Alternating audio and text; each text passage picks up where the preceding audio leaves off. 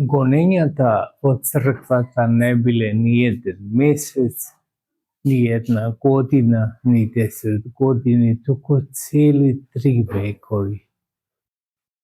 И речи човека, зошто црквата била годината? Често пати не можеме ни да имаме сознание денеска како живееме и никој не доаѓа да ни го растури ова собрание, а во времето на Света Марина доаѓале вака во црквата, ги апселе како сега јавна рација што има како германците што правеа во Втората светска војна, ги апселе луѓето што доаѓаат на одржано место. Е така во првите 3 векови на христијанството апсени биле христијаните само затоа што се христијани. На кого му сметале? Им сметале на властите. И денеска, браќи и сестри, правите верници им сметаат на властите. Зошто? Затоа што нив целта на правите христијани според не им е во овој свет и во овој живот да постигнат се. Туку имаат надеж на идниот живот. Само со тоа може да се оправда и верата на Света Марина да не се омажи за најбогатиот човек во тоа време, за председателот на државата, и така да речеме. Во тоа време, зашто епархот бил председател на широко подрачје, како е на многу поголема територија од денешна што е нашата територија на државата. И во тоа време најважно за луѓе како и сега, многу луѓе и доаѓаат и во црква, но имаат перспектива само за овој живот.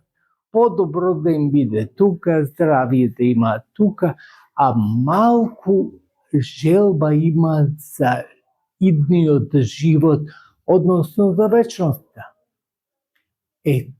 Тој живот ја привлекол Света Марина многу повеќе од она што е трошно во овој живот.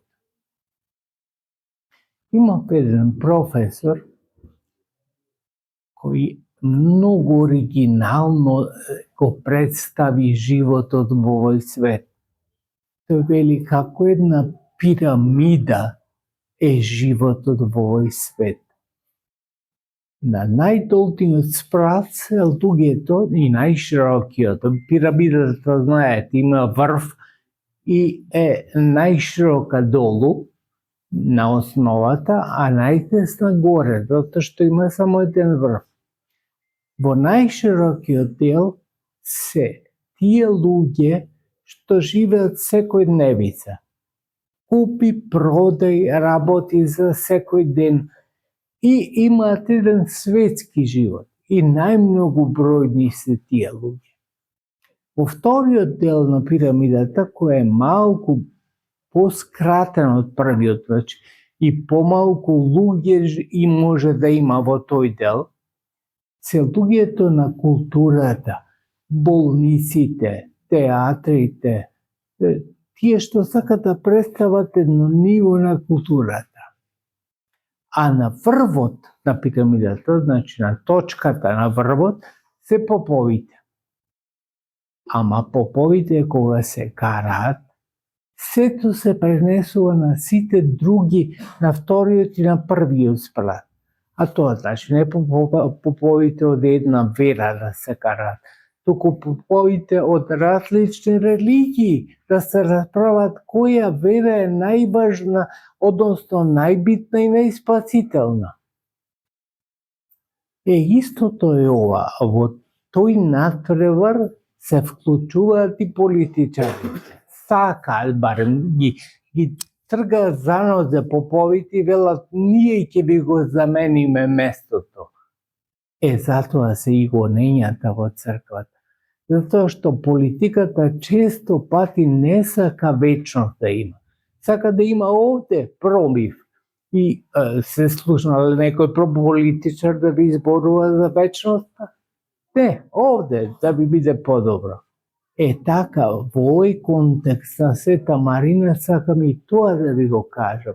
Значи, таа не се основа на ветувањата на политиката.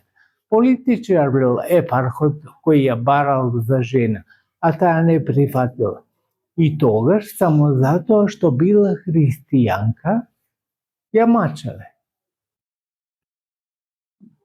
Света Марина е велико маченица, затоа што од една позиција возвишена ја снижиле или сакале да ја снижат да биде ништожна. Ама не успеале, гледате колку векови нејзиниот култ. Го славиме култот затоа што ништо нема позначено од верата и ништо нема позначено од вечност. Се друго е времено, се друго трае, 100 години нека трае.